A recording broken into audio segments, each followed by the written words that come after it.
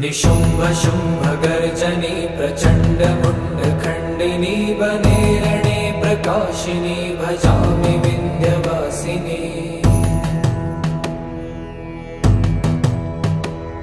त्रिशूलमुण्डधारिणी धराविघातहारिणी गृहे गृहे निवासिनी भजामि विन्ध्यवासिनी।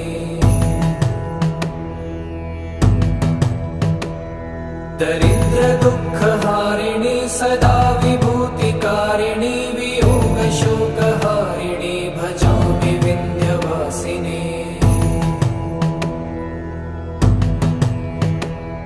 लसत्सुलोललोचनं लतासनं वरप्रदं कपालशूलधारिणी भजामि विन्ध्यवासिनी।